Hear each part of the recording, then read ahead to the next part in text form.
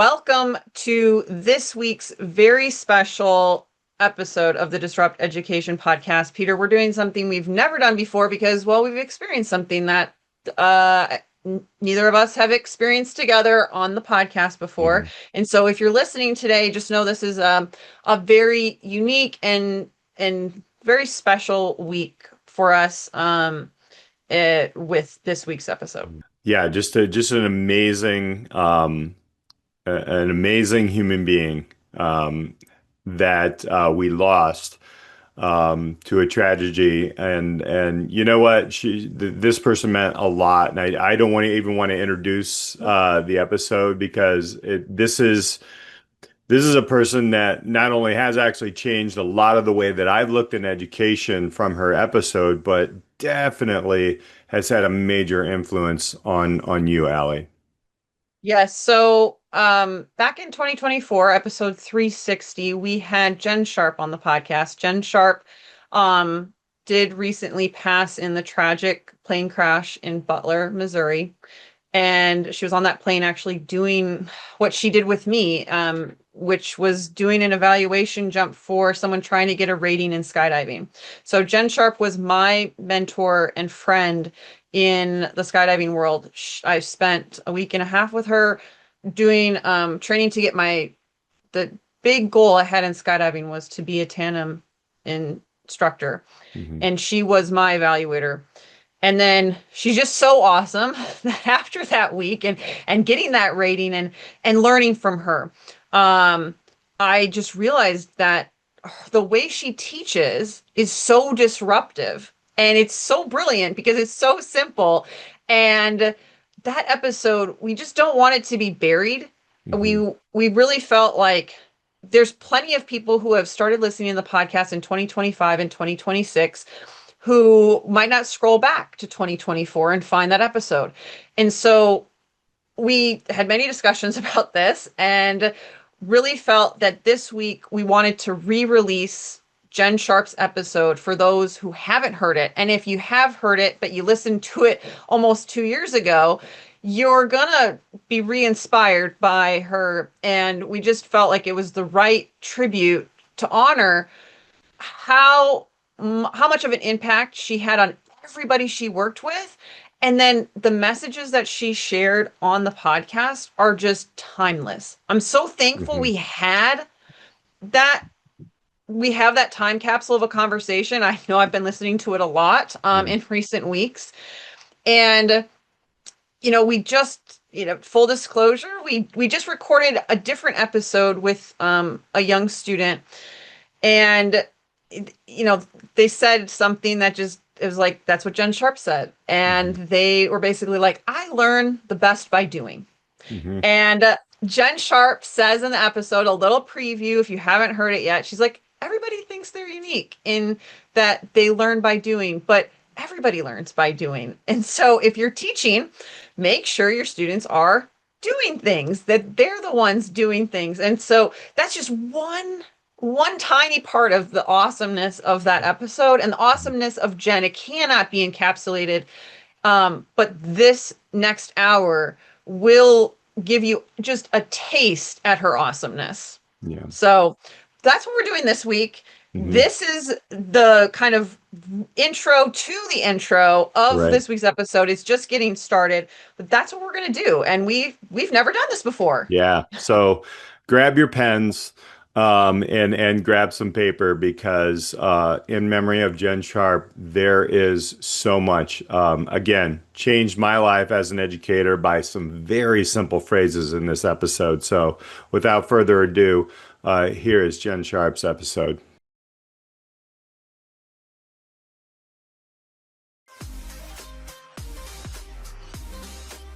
You're listening to the Disrupt Education podcast, powered by U Science. Here are your hosts, Peter Hostrasser and Alli Dahl. Welcome back to the Disrupt Education podcast. I'm here with Peter Hostrasser. I'm Alli Privet, and we are mixing it up a little bit this week. I have a very different guest, but before we get to that, Peter, how are you doing? I am doing great, actually. just, got over the old cold at the beginning, like when we're taping this, over the cold at the beginning of the school year, where you get that quick sickness and then you're done and you're going to be fine the rest of the way. So everything is to your point, and I'm gonna do sky things here, blue sky from here on out. Yeah. Love it. So this fall we have gotten to talk a lot about disrupting education in people doing the work in like very different ways. And obviously, I've talked about my skydiving journey throughout the last couple years on the podcast here and there, but we haven't really taken disrupt education to the sky, so to speak. And so I was like thinking, how do we really round out this series and help our listeners kind of think about ways they themselves can kind of make changes in their own learning models. And having worked with our guest personally, known her for well over a year now, and she was my tandem instructor, evaluator, and is amazing. So welcome, Jen Sharp, to the Hello. podcast. How Hello. are you today? Thank you for having me. I'm doing great. Awesome. Always great to talk to you. Yes, as you as well. So, for our listeners who don't know you, maybe give us like a little bit of your background and what you're kind of passionate about working on these days, and tell us whatever you want to share to start us off. Okay, well, I can also tell on you then, right? Sure. So I just Yes. recently, Alli worked very hard to become a tandem instructor, and I'm a tandem examiner. And so I ran the course for her to earn her instructor rating. So tandem instructor rating, because she already had an instructor rating, but not for tandem. And that was quite fun. It was great. And I had already met you. You're quite driven. It's great. And I love sharing that kind of thing. There's not a lot of female tandem instructors, actually, even much fewer female tandem examiners. And so it's kind of a neat change from the normal crowd, I guess. So, but really, basically, why I wanted to be a tandem instructor and tandem examiner was because I ran my own drop zone in Kansas for a long time. And I did almost everything but that. So I just wanted to push myself, see if I could do it. And turns out I love it. I absolutely love it. Giving things to people. I think I'm addicted to helping other people succeed. It's like why I love teaching as well, and taking people on their first skydive and all that. So it's maybe I'm a parasite on people's excitement, I guess, because when you get down and you land and you're like, awesome, like, can you believe that just happened? I'm kind of saying that too. Yeah, it's amazing what you can do when you put your mind to something. I'm saying that about myself too. So it's just a renewing of excitement and everything. And I think that's a lot of why I love teaching as well. So Yeah. I'm so geeked about this conversation because when Alli was like, I have somebody, and we've always talked about her, Alli, your journey going from, the classroom, basically in a plane, and learning your whole learning journey there. Jen, I wanted to ask you, what was your path? Like, how did you get to a point to where you became a very, there's not, like you said, if there's not a lot of tandem female jumpers, who, are the examiners, like, can you kind of unpack that path of how you got into the air and then got to where you are today? okay, sure. I was 16 when I saw my first skydive. It was a demo jump into a stadium at K-State, at Kansas State Yeah. University. I was in the crowd. My sister was in the band, and I saw them land, and I was like, whoa, that's amazing. So like when you see something for real in life, not on video, just real people doing real things, uh, it probably didn't have the flair and all the, excitement that you see on videos, but it's something amazing about just in-person experiences like that. And so I was 16, and of course you can't skydive until you're 18. So I kind of held that kernel in the back of my head, I guess. And turns out I did go to K-State. That's where I chose to go for lots of other things, but it just took me there. I'm 18 years old. You don't know what you're made of. I see this little bitty ad in the paper, classified ad. Like, I mean, I'm showing my age here. What's a paper? What's a classified ad? But anyway, it'd be this little I'm thing. with you. And, and it was with the parachute club. And I'm like, I'm going to do that. I didn't tell my parents. I just used college loan money to go do that. And I got down from my first jump and I was just like, I don't even know what happened. I just stuck around because I was flabbergasted by all of that. And somebody who probably wasn't even an instructor came up to me and said, how was that jump? And I was like, oh, it was amazing. Well, then they go, do you want to do it again? And I was like, oh, people do this more than once.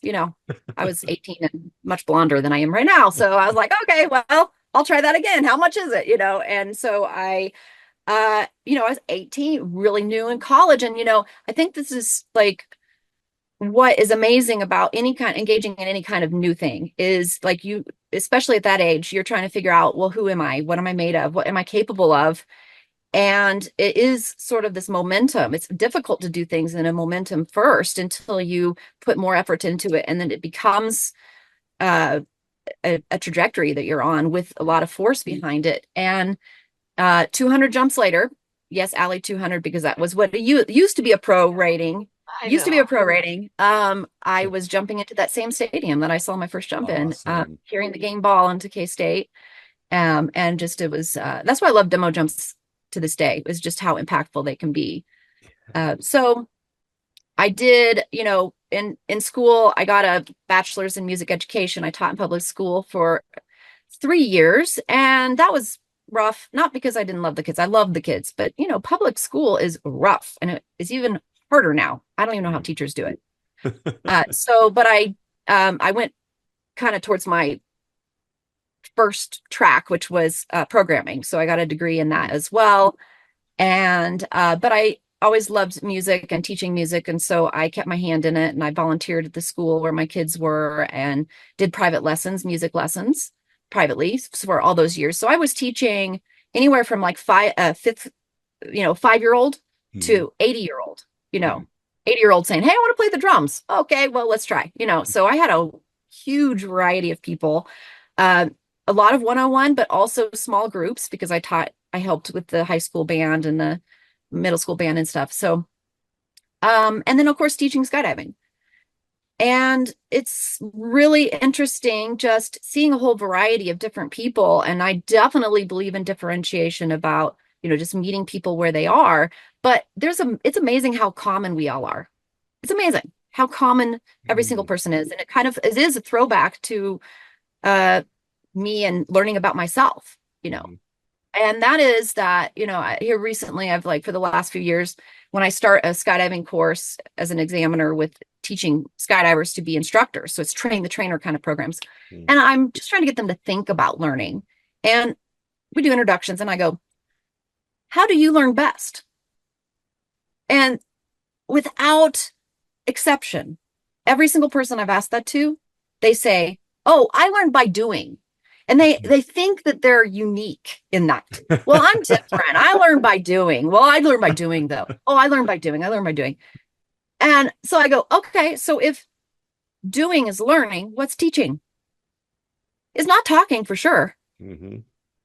You have to set up experiences for people to try and struggle and figure it out. Obviously, Vygotsky zonal proximal development right next to where they are, not too far away. Otherwise, they get a little not as encouraged. But yeah, I mean, if that was one thing I had that I would really love to change people's mind about, it would be that. Yeah. I believe we all have this innate thing we want to be able to. We want to teach. Mm-hmm. Every single person wants to teach, and everybody thinks they're good at it, but they're not. Not necessarily. Okay, there are good teachers, but I'm just saying that the average person who's not, hasn't been engaged in this, they think they're a good teacher. And so, how do you do that? And Alli, I'm sure that you can relate to this, is being an examiner in skydiving, we're taking people who don't have any kind of educational background or theory, and we have to turn them into teachers quickly. Yeah. But I see this also everywhere. If you talk about adult education, you're talking about people who train it in the corporate world, or people who they have a good idea, they think, and so they want to try to spread that idea, and they're trying to teach about it. And I think that there's like this fundamental thing about teaching, that it's not natural to do a good job at that, because we always want to help somebody do it. But kind of like, well, yeah, what am I doing? So Yeah. shut up and let them do it. So I'm just I mean, lazy. Just try to be lazy. yeah, I mean, we were You do maybe it. 20 minutes in the course and she's like, here, you gear check this rig for me. And it's like, okay. Oh, well, we're just gonna go through the process. Haven't really done it before, but you're right. Like in just talking through it, you figure out your gaps, and you could sit there and show me everything, but it's not gonna stick. Like I need to be the one touching, doing, if I'm the one learning it. You already have the information. You've done it for a while, but it even like when I reflect back as a teacher, sometimes I'd feel like, oh, I really do need to present this thing for the students to understand. And then in hindsight, I'm like, I probably could have gotten them to do it faster, sooner. And I know like in the 10 years I taught, there was way less of me talking and way more of the students doing, but I would like take that to another level now. I was back in a traditional classroom. But it's interesting, like even in just like the four, I've only been a tandem instructor for a couple weeks at the time of this recording, and the few tandems that I've done so far, it's like they the students want to know, what do I need to do? Right? Yeah. Like what do I need to do? And you literally need to make them do it.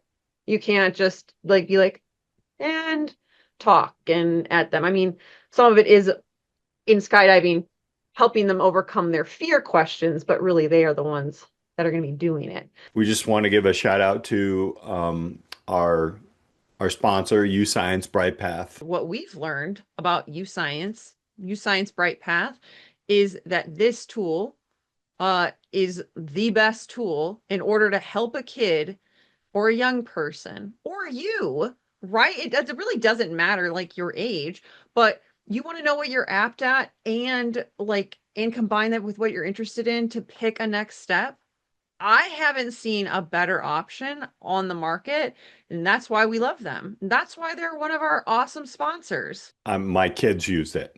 So if you're going to ask me about an ed tech company and do you believe in it? I mean, I've used it with my two children, right? I have conversations with my own kids and talking about, okay, this is what you're good at. This is what you're interested in. Let's take a look at this. Let's take a look at all the options here and let's vet through them. And by the way, those options constantly update. I mean, how can you get more real time than that? Right. I'm just waiting for them to add skydiving instructor into the mix. Like, I don't know how you test for aptitudes on that. If they need help, I can help them. You start with the individual in education. That's what we've been talking about in CTE all the time. Like who are they? Who is the individual in front of you? And even in the internship programs that I've worked with, it really starts with the student. It doesn't say, you're good at math, you should go this way. That's the old traditional kind of way that we thought worked, but we also know that there's data out there that doesn't really work, right? So once a student knows who they are and kind of how they're wired to succeed, honestly, then you start to build from that. And that's the foundation. And what I like about UScience Bright Path is really it doesn't stop there. It can create a plan, individualized plan. And for us in CTE, that really helps me as an educator and even a father understand how can I really take a look at different industries and different connections that I have or that are in our community or anywhere for that matter. I mean, we have, these social networks that are business oriented. How can we help a student or again, my own kids understand and connect directly with these people? And I mean, it's all here. It's right in the platform. If you're like interested in this, you want to learn more, we've got the link in the show notes. It's going to pop up on the screen.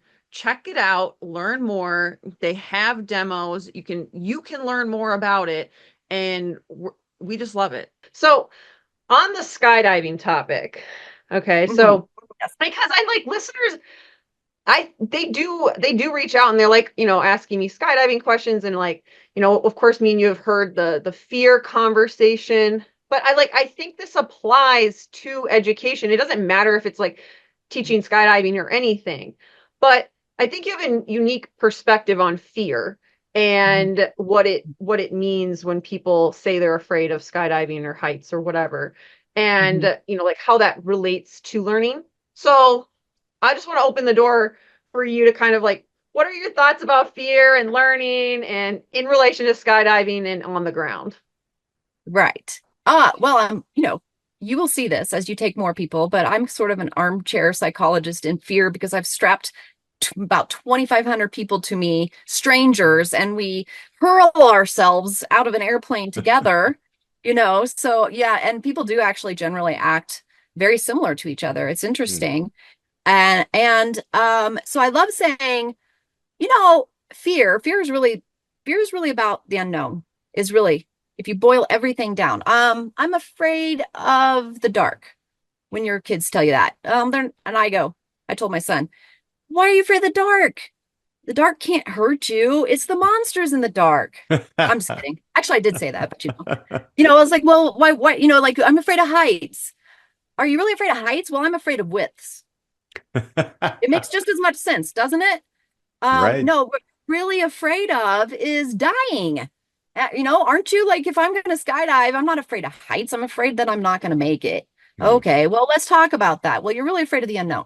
So what are the knowns? Well, the gear is known, the weather's known. We're only going to go to good weather.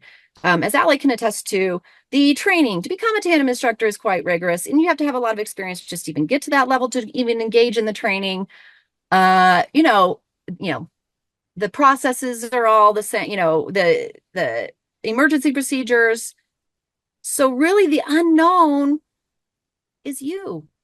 You might learn something about yourself, right? So when we talk about fear and people handle fear differently. Sometimes you are afraid of something that you shouldn't be afraid of. So, and then sometimes you are afraid because you should be afraid. So let's distinguish that first. And I love making analogies between skydiving and life because I'm a pretty good skydiver, but sometimes in life I kind of suck at some things, you're like, yeah, I got to figure this out. How do I do this? What's this process? And so in skydiving, where we're teaching somebody to handle their body position and handle things that are going wrong, that, like, oh no, I'm going to handle being, let's say, unstable because I'm falling and I don't know how to necessarily do it. Well, what we do is we teach them basically three things: that you're going to arch with your hips, and that that causes stability in the center of your body, and that you're going to relax so that you can handle, breathe in, relax your body so you can start moving, and that your arms and legs are symmetrical, you're neutral, so you're in a position where you can respond. So let's take that to life. Okay, the first thing I'm going to do is relax. Okay, yeah, you know what? We often make things so much worse because we're so anxious. Just kind of calm down for a second. Like, is it really that bad? Let's take a perspective. Relax, breathe, center yourself, and focus on yourself here before you start acting. Arch. Okay, well, arching is taking the most important body part, the most important contributor, and focusing on that and putting more emphasis on that. So instead of being distracted with all the things, let's talk about the most important thing that you can focus on and just look at that, put emphasis on that. And then neutral. Neutral is about being in a spot where you can move in any direction so that you're poised to be able to respond and poised to be able to react instead of overreacting or overamping. And you're starting out with your arms way out. You're starting out all amped. So I've used that a lot in my life of being able to just handle fear, handle crazy stuff, handle instability, handle things that happen.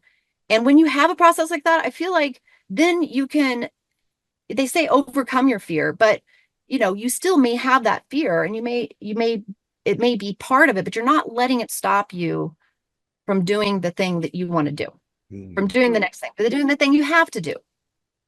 And you have a process for controlling as much as you can control and still staying, attuned to all the things. Like, we kind of like going to scary movies, don't we? Because we like being surprised, and we kind of like fear a little bit. We like the variety of stuff, as long as we can handle it. And I think that's why people go skydiving anyway, isn't it? Because they want to kind of see what it's like, and they are a little afraid, and they want to see what they can do. And yeah, I mean, that's why we engage in any kind of new thing, Yeah.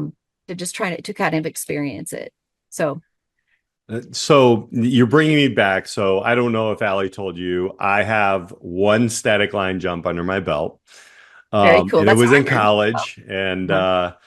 that's you're bringing back memories, arch, and just some of the terms that you're using.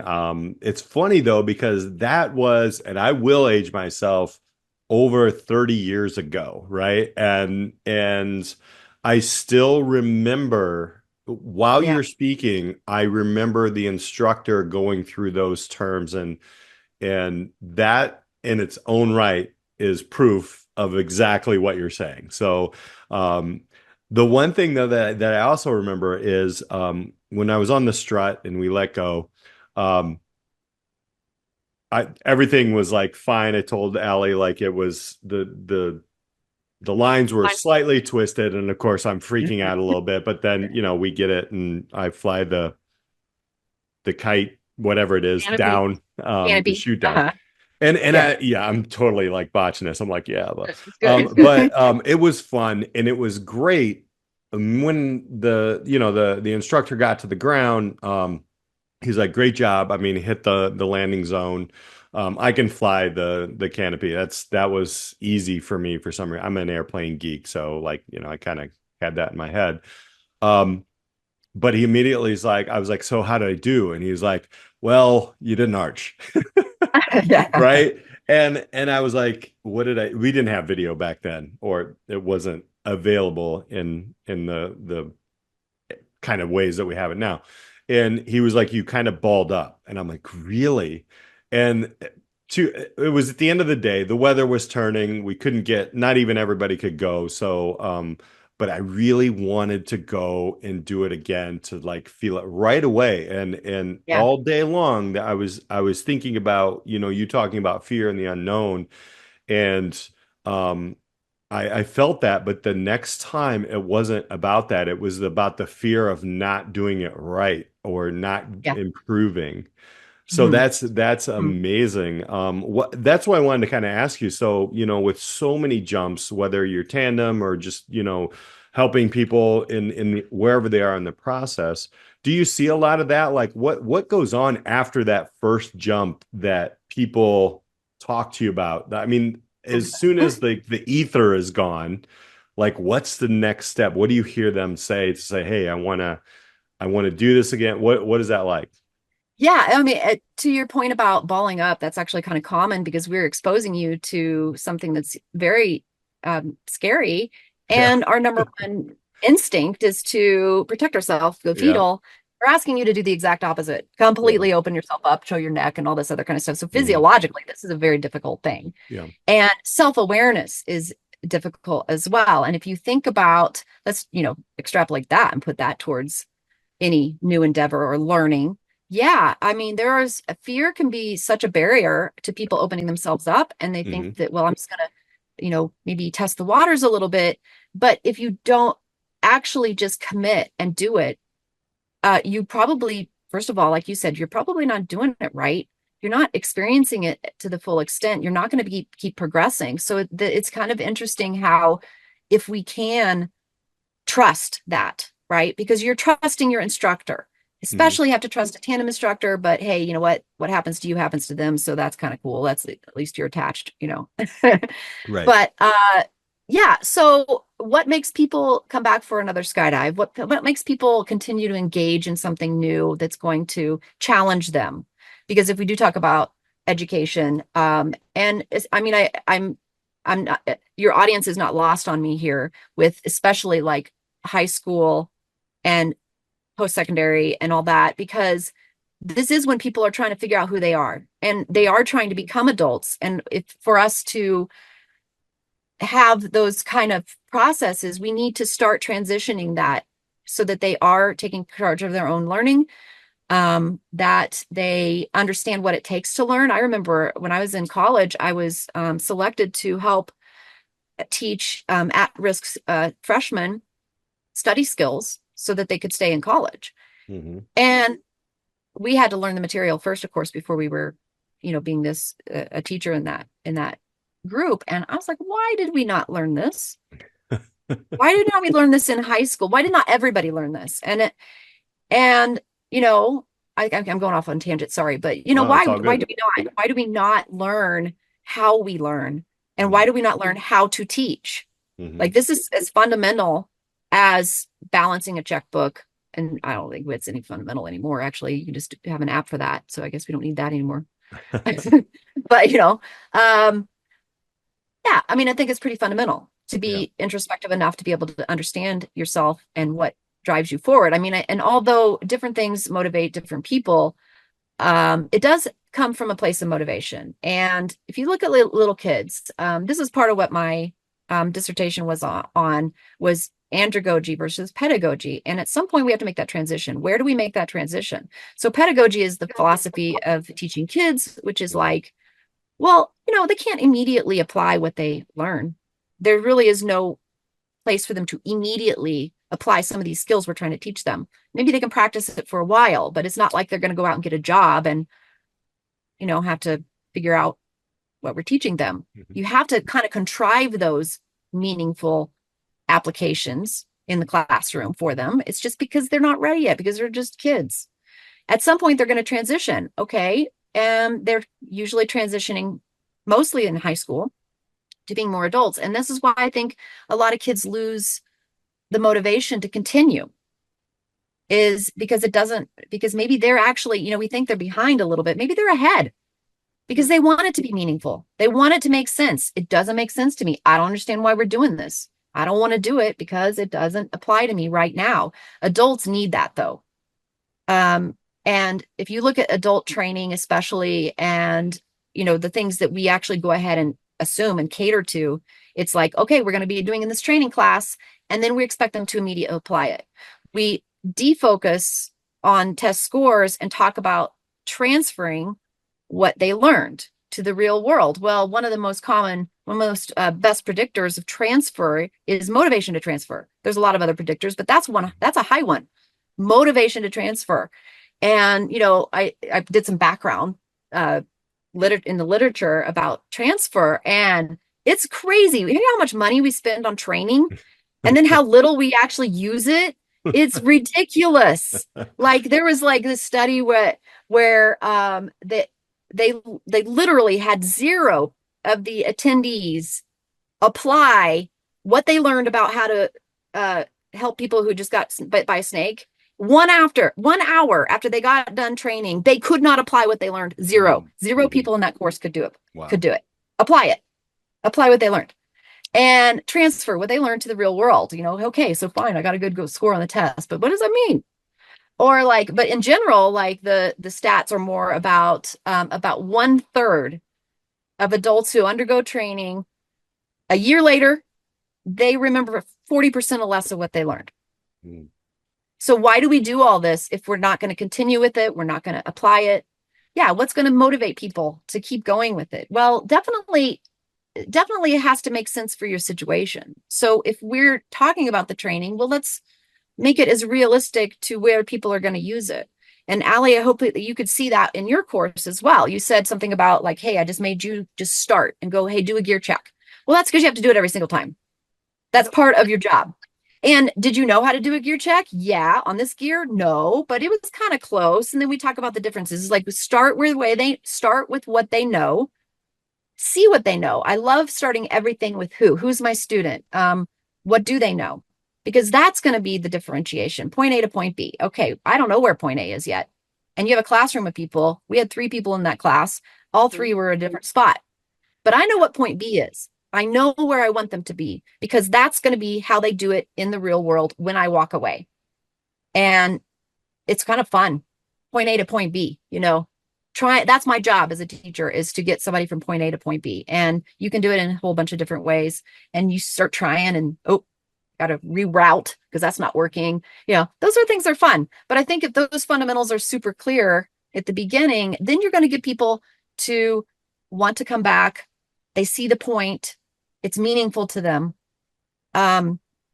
And we're going to get what we want out of training, which is it. You can actually transfer it to the real world. I feel like that's a very big thing as well. Like not only just having people do, but making it meaningful so that when they get out of that training, they're actually going to use it. So, so I feel like one of the main differences in school versus like, when you're learning as an adult is that you in school, maybe, you register for these classes because you have to, because it's a requirement for graduation, not because you like the subject or want to understand it at a deeper level, English literature or history or math or, in whatever the subject is, you had graduation requirements. And even in college, like, yes, you get more, choice because you might go a certain way with your major. But for me, with skydiving, like, I wanted you to come teach me. Like, I sought you out. I was very invested in the learning because it was to move my goals forward. It was the training I wanted, needed.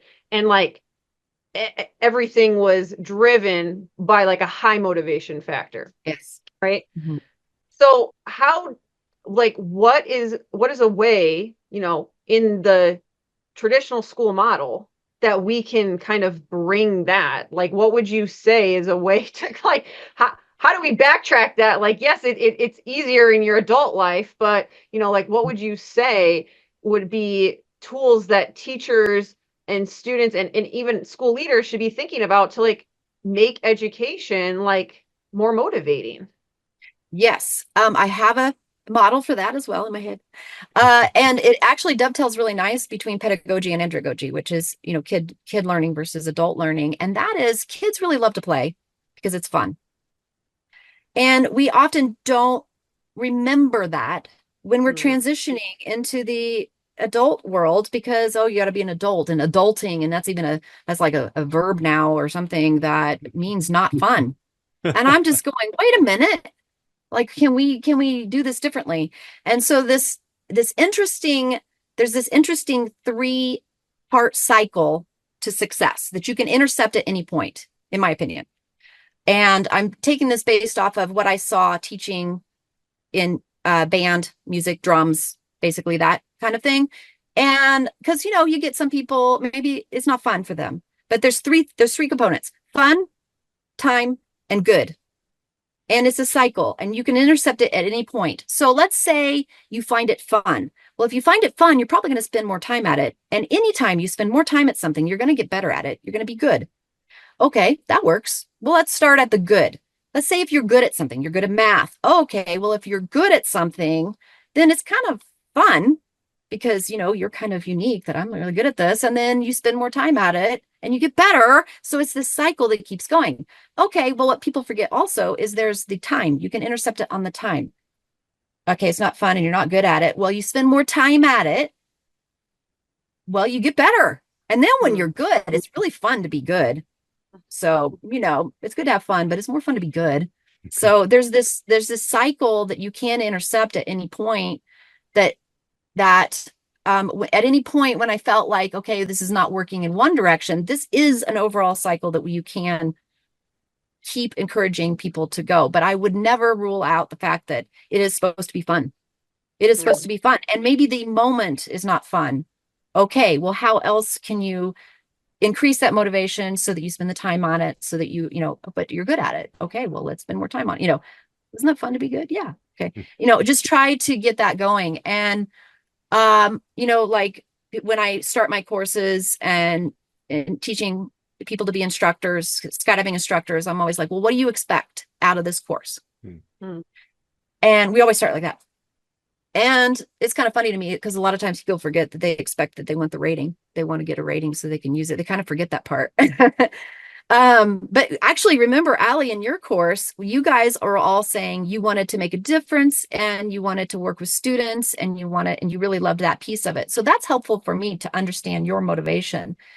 And if you remember, and this is what I do with every course, what I expect to get out of it was to have fun. I want to have fun. In my drum studio, when I taught that wide range of people, private lessons, one-on-one music, I was teaching a lot of kids, and I was like, oh, I need some rules here. You know, I have like rules on the board, you know, whatever. So I had 3 rules, and I thought I would make it fun. So I said, okay, I got 3 rules to how to play drums. I posted it on my wall. It was rule number one, be lazy. Rule number 2, make mistakes. Rule number 3, have fun. And I actually did translate it into something that was meaningful. For example, like be lazy. Well, if I'm training people to be teachers, be lazy. Yeah, shut up and let them do it.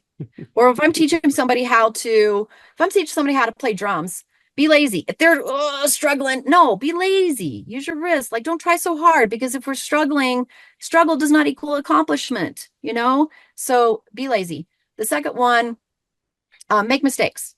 Okay. Effortful learning. We will make mistakes along the way. And if people, and they actually know that mistake-free learning is mistaking performance for learning. You're just seeing a perfect performance. That doesn't mean that learning happened. We actually learn better when we actually do have to struggle through something and we make it stick. That's why we say, hey, you learn from your mistakes. Of course, in skydiving, you'd rather learn from other people's mistakes because it hurts less, but and then the third one, have fun. Yeah, because that's the motivating part. If we're not having fun, why are we doing it? And it's not to say that every single moment of every endeavor or every piece of learning that you're going to do is having fun, but it will, I think, more accurately predict your stick-to-itiveness. I mean, are you going to keep engaging in this? Are you going to make a difference? Is it going to be integrated for you? Are you going to transfer it to the next thing? And are you even going to make analogies from this situation to this next situation so that you can kind of like replicate that success in a different arena? I mean, this is wonderful. We already know that. Have you guys seen that thing? It was it was from Volkswagen, the Fun Theory, funtheory.com. I don't know if it's still around. Have you seen that? I remember that. You remember that? Oh, it's so cool. Okay, Might be a so generational, but I remember that. Yes. Okay. Yeah, so they took these things and were trying to see like if they could make people's behavior change if they made it fun. And so they had a set of stairs and they had an escalator, and everybody, of course, took the escalator. So instead, overnight, they made the stairs into a piano. Yeah. And so you would step on the piano, you step on the stairs, and you'd make the song. And then they watched as people completely switched. Everybody wanted to go up the stairs now. And that wasn't done because like, oh, well, you have to do it to save the environment. Oh, it saves electricity. Oh, it blah, blah, blah. Yeah, we all want to change. It's hard to change, even when you want to change, but we do for fun. Because change is hard. Yeah. I got an example of that. Okay, you ready? You guys gonna do something with me? Yeah. Okay. Go like this. And then put your fingers where they feel natural. All right, now change it up. Go the other way like that with the other hand on top. That feels weird, doesn't it? It's awkward. It's like weird. I can't even do. Okay, now cross your arms. Oh yeah, the other way. Okay, now try the other way. Right. I can't even. Oh yeah, I don't know that's how to insane. do it. So awkward. That's crazy. Change is so freaking hard. Right. You know, you know what? In a classroom, you could go, okay, we're gonna change seats. I mean, have you ever done that? Like, oh my gosh, what an uproar! Yeah, right. I mean, we make such an uproar about moving 12 inches to the right or left. Like, can you imagine like real change? It's so hard. Even when we want to change, it's hard. Yeah. So how do we do it? Make it fun. I mean, I took a long way around, but hopefully you can hear it. I mean, this is my fun. Yeah. Fun. Well, as you were talking about like the rotation of fun, time, and good, right? What's brilliant about this is I really like the simplicity of it. Because I was going to ask you, so how does somebody get motivated to do something, like to jump into the fun part? I'm thinking of an educator, right? We get burnt out and we're like, and everybody's like, well, go back to why you started teaching, blah, blah, blah, and all that. But what I also heard you say here is, I like the be lazy part. And to me, that's like, yes, let's stop like telling teachers you got to go, go, go, go. You know what? Give the kids something, be lazy, find out where they are, meet them where they are, and then take it to the next step, move the needle a little bit one day, and then forget about it. It's all right. We can go into the next day and continue. Right. Be a plate spinner, not a juggler. Yeah, right. And that's I think the essence, Alli, of this entire series is, and which is brilliant about having you at this point in the series, is how do you do it? There you go. You be lazy, you make mistakes, and you have fun.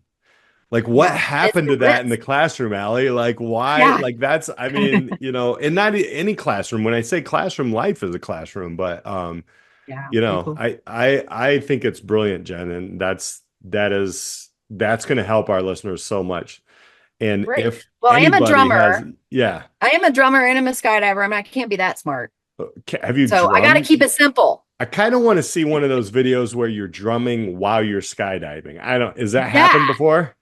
No. I mean, Not yet. I've often thought I would love to jump into like a drum and bugle corps Ooh, event. yeah. Like, like Oh yeah. you're pretty near Phantom Regiment, right? And Cavaliers and all that. That's in your neck of the woods, right, Peter? I think. Say again, who was it?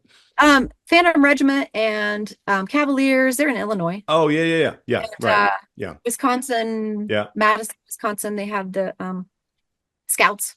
yeah, There's like a lot of right. that stuff. Hmm. I would love to jump into do a demo into a drum corps with a snare drum or something like that. And I'm yeah, trying to get I mean, Alli to do a podcast while she's, skydiving, and, I don't I'm know how trying it'd to work, explain but the audio wouldn't work. I think if yeah, you had a helmet on with a mic underneath, I think, just saying. I don't know. yeah. Well, we could Maybe on use the plane right up. well, you know how crew they have those helmets. Right. I They work know. really good. Just Crew Just sure I does. could saying, do a high Alli. pull. Yeah. It's Yeah. interesting because so like you're doing like the three opposite that I think the messaging has somewhere gotten muddled in education. So you're Yep. saying be lazy. I feel like, make mistakes, have fun. And I feel like education right now is work as hard as you can, Hmm. do it perfectly, and don't have any fun. Yeah. Like Don't it's smile gone until Christmas, right? Like it's, right. Like in some way, whether it's messaging from the world, a district leader, a principal, or it's just internally like, you feel this sense of needing to do things perfectly. And in order to do things perfectly, you have to control everything. And then like Yeah. the students are the ones not learning and you have more behavior stuff. And it's not saying that this happens every day, but like if you're an educator feeling that angst, I think this message is really powerful to relax, go back into that nice arch, like, right. get back to Focus your on the important. center. Yeah. Yeah. Yeah. Yeah. And, you know, a core of this series that we found out is that disrupting education, in people who are deeply invested in education, such as yourself, have these seemingly small things that make really big differences, Hmm. right? And I mean, I say this all the time on the podcast, with skydiving, it's like it will change your life. Like it may be 30 seconds of you free falling that could change the total trajectory Yeah. of your life if you overcome the fear to get to that point. And Mhm. so I really wanted to have you on to kind of break down like some barriers of fear that maybe skydiving really isn't for you. That's okay. But like you're holding on to some kind of fear that's preventing you from moving forward, whatever that is. And like, how can we overcome that? And you've given us and our listeners some really great thoughts around that. Yeah. I'm really curious, and part of the series is also kind of understanding people's purpose for like why they do what they do. Hmm. So, like, is there any like story or moment that's kind of like pushed your trajectory into the work that you do and like the purpose behind like why you're so passionate about skydiving and teaching and educating those like in the sport and other areas? Well, and so that people don't take the wrong idea. When you say be lazy, what you really mean is the efficiency part of like, don't be lazy as in not invested, but Right. do the things that matter, and let it go. And the whole make mistakes piece. We have to have, just as we want our students to have room to make mistakes, you have to allow yourself to make those mistakes as well, because that's where you find that those pieces. And we're so attuned to problem solving, but problem solving doesn't work. I mean, most of the time, problems are self-correcting. If you just let it lie, I mean, like, what is it, like a bird? Like, what do they say? Like, a problem is like a bird, you let it go, and if it comes back to you, it was yours. Okay, now you can solve the problem. But you know, That and love. uh, like problem solving in skydiving is horrible, actually, right, Alli? Like, you can't solve problems. You have to act. You just you just move forward. If you sit there and solve the problem, you're wasting time and altitude, and you need to just go to what works. Okay, here's an example in skydiving. Um, it's called object fixation. So basically, let's say you have a student, and this happens a lot, sorry, but it does, because people just, this is human nature. Yeah, let's say you have a student, they're going to land off the drop zone, which because it's windy or something. And so they have this huge field with one tree in it. Guess what they're going to do? They're going to steer and hit that tree. So we have this concept that we actually teach people to stop problem solving. It's look away, steer away, decide high, look to what's good. It's not to say don't notice that tree right there, but look at all the stuff that is happening that is good, that is working. Like, if we put more of our energy and efforts towards that, the problems will kind of correct themselves. That doesn't become a problem anymore because you're focused on something else. You focus on the problem, you're going to keep looking at it, and you go where your eyes go, and you're going to almost be a self-fulfilling prophecy with that. But as to you asked me, like, why, the purpose, and in a general sense, I feel like the purpose of education is always changing, and we have to, of course, the purpose of education in the 1500s was way different than it is now. Like, why wouldn't we expect that this is always changing? Why we act like this is a bad thing? Like, oh, we need to respond to the changes. Well, duh. Like, it's going to, because we're evolving and we're kind of responding. And and in fact, like, it's a very slow moving ship, because man, educators at the level of grade school and middle school and high school have to like think so far ahead. And they're like, the things that they do are for the next generation ahead. So it is going to be change. It's always going to be that. And the purpose should mirror what society needs, obviously, because they're going to be adults. You're going to be an adult a lot longer than you were a kid.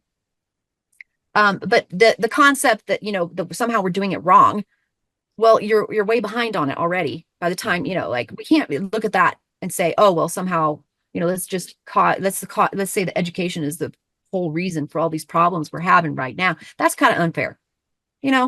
That's really unfair.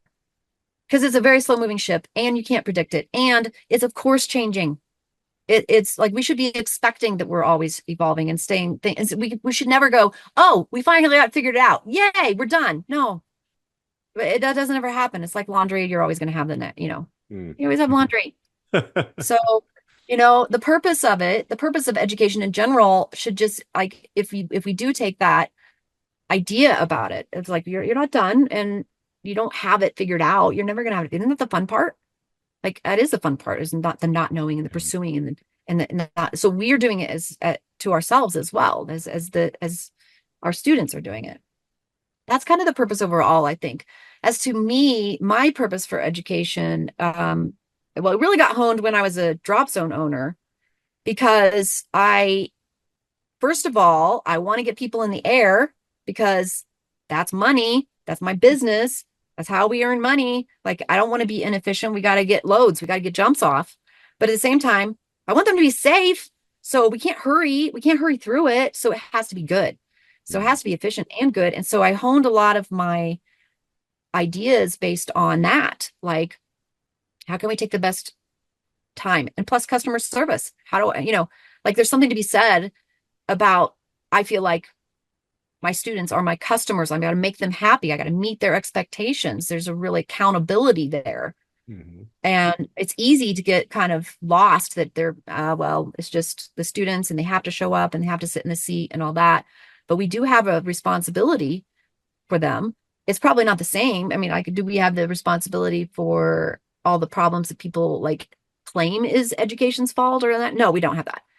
Like, I had some struggles as a female tandem instructor during an era when there weren't a lot of female tandem instructors. And I felt like I had to keep proving myself all over again, over and over and over again. And I was lamenting this to a friend of mine, who was another tandem examiner. And I'm like, ah, how many times do I have to prove myself? And he goes, every time. Every time. And I'm going, oh, right, I do. But I don't prove myself to those naysayers. I prove myself to every single person I teach. Every single person that I take with me on a skydive, that's who I'm proving myself to. And I think that focus can, it can get you really sidetracked when they aren't the loudest voices sometimes, And so I feel like that's a purpose as well, is like just, and it renews me, when I started this out saying I'm a parasite on people's excitement. Well, it's like, it's true though. It's so true when it can renew you, when it allows you to, and when you can help like not have that distraction. I mean, like obviously I couldn't, I had 3 years in public schools and I was like, oh my gosh, I can't handle this. So I don't even know how people do it these days, but I'm like advising people of something I wasn't able to do. I took an easier way, an easier road, but I feel like, maybe the things that we think are problems aren't really the problems, and maybe focus on the things that are good, look at the things that you can affect. You can see that kind of thing. And I really I just love learning myself. I just love learning myself. Like, I mean, the people who have taught me the most, and I mean, I've gone through a lot of school, have been my students, not my teachers. Because if you're open to it, they teach you a lot if you're open to it. My son, wow, he taught me a lot about being a parent, like, wow, he was great. He's kind of a little pill, but wow, oh, he's wonderful now. He's 22 now, so he's good. Not so much when he was 8 or whatever, but yeah, I mean, but how much he taught me about myself, or about life, about being consistent, but that's because you do have to be open to it, and that causes you to, you have to not have that ego. I see that in skydiving. I don't know if it's in the education world, probably not so much, because a lot of people, okay, well, for example, people identify with their knowledge base, which is kind of ridiculous, because you need to update your operating system every once in a while. Really, can you just separate your identity from your knowledge base, and let's just throw all our knowledge out here on the table, and we could pick it up and look at it and borrow it and copy it and use it. But I am not my knowledge. I would, be embarrassed to think that, the things that I thought were awesome 20 years ago, that I'm still doing that. No, I mean, you're always constantly changing, but as long as you realize that that's a thing, and I'm going to keep updating my operating system, so to speak, because that's outside of myself. That exists outside of myself. Yeah. My knowledge exists outside of myself. I am just here to administer it and play with it and pass it along and add to it where I can. If I can add some insight and stuff, just like throw my stuff on the table for everybody to play with. I think that helps a lot too, because then your purpose doesn't become so like you don't take yourself so seriously, man. Like, wow. I mean, Alli probably, I don't know. Alli, you have a really great club where you're jumping is such a great community and culture. But I travel a lot and I see a lot of drop zones, and some of them are amazing. And some of them are like, wow, very, very tight, very, come on. Same with schools. Yep. Yeah. Yeah. I guess it's human nature a little bit, but maybe if we can just let go of that. Right. It's like new knowledge is like this. It's like, okay, take a breath in. All right, now hold that breath. Don't let it go, because it was a really, really good breath. You really needed it. You know what? It's going to go stale. You better let it go. Let it go. Let go what you thought was so wonderful, and breathe in a new one, or you're going to die. Like, I mean, if we can remember that would be amazing. That's Alli, that sums it up. I mean, thank you so much for sharing. Thanks for listening to me. Good. Yeah. I mean, there's so much. I mean, I have like a page and a half of notes. You should teach a class on this, honestly. It's wonderful. How can people connect with you and or all the drop zones in the different places? How can they find out more? Okay, well, if you want to find a drop zone in your area, you go to uspa.org. Hmm. That's the association I work for, and it's the national, basically the National Skydiving Association is the one who does the credentialing, the how Alli earned her tandem instructor rating. Hmm. And so there's a page on there. It's a drop zone locator where you can look up a drop zone in your area. You can like filter it and kind of look and see, well, whatever you want to look by, just kind of filter it. And you can find all the contact information, a link to their website, stuff like that. Yeah. And those are group members. There are other drop zones, but the group members, they have, the USPA standard on it. So I think, there's obviously other drop zones. Just check it out, Hmm. go out and look at it. Look at, just go be a lurker for Do a while and see research. what you think. Yeah. Yeah, Right. go fun. How can Have people fun. connect with you, Jen, if they want, to learn more about you and all the stuff that you're Mhm. doing, as you do a lot? Yeah. Well, I do have a website, jensharp.com, my name, jensharp.com. I don't really update it very much because I'm kind of busy. I'm also on LinkedIn. But if people email me and, have something cool project or something, I love having, um, cross, um, just like cross, wait, I don't even know the word, but like Cross-pollination? cross, Yeah. yeah, cross pollination. There you go. That's Right. exactly what cross pollination is amazing. I mean, it's great to refresh your. I love not knowing about something and somebody else does, and then you connect with them. All of a sudden, you have access to a whole bunch of things right there just because you know somebody. Like, do you need to know everything? No, I just know a lot of people, and that's fun. So Like I Connect don't with know. other I know a skydiving experts. person. and podcasting at the same time, Allie. Ah, Yeah, yeah, he's determined. He's determined. I'll have to figure it out. So yeah. usually we Video. get my final thoughts, Oh, but Peter, it's your turn. How do we wrap up this conversation? What are your takeaways and final man. thoughts? Yeah, this is going to take another episode after this, but I really connect with the simplicity of what you're saying here, Jen, is just being lazy and understanding what lazy means, making mistakes and having fun. I think there's so much in those three pieces that educators in the K through 12 system and beyond can really start to get traction and make a change, whether it's big or small or whatever, just to kind of re-establish their goals and the change. Kind of in I think the other thing is like the renewing, right? Allie and I always kind of, at the end of a day, we're at the end of a day when we do a lot of these recordings. I've worked a full day at a school and you're supposed to be tired. But just like you said, Jen, you are renewed having these conversations and being a part of just being curious and learning. So not only do I learn, or Allie and I learn from our students, we always learn from our guests, and I learned a lot from you. Great. I've had such fun because that's the point, Thank you right? so much, Jen, for coming on and Yeah. sharing. We had to do a podcast with one of my mentors in the skydiving world and showcase that, disrupting education happens in all fields. And I think our listeners are going to really, really love this episode. So if you know someone who's thinking about skydiving and is in education, share this out.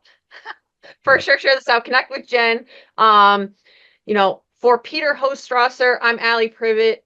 Thank you so much for tuning into this week's episode of the Disrupt Education podcast, and we will catch you next week and beyond. Till next time. Thank you for listening to this week's Disrupt Education podcast. Jen Sharp was an amazing woman, and she will definitely be missed not only in the skydiving community, but also in the educational community. If you'd like to make a donation in her memory, head to the United States Parachute Association website at uspa.org/donations. Thank you again for listening to this week's Disrupt Education podcast. We'll see you next week.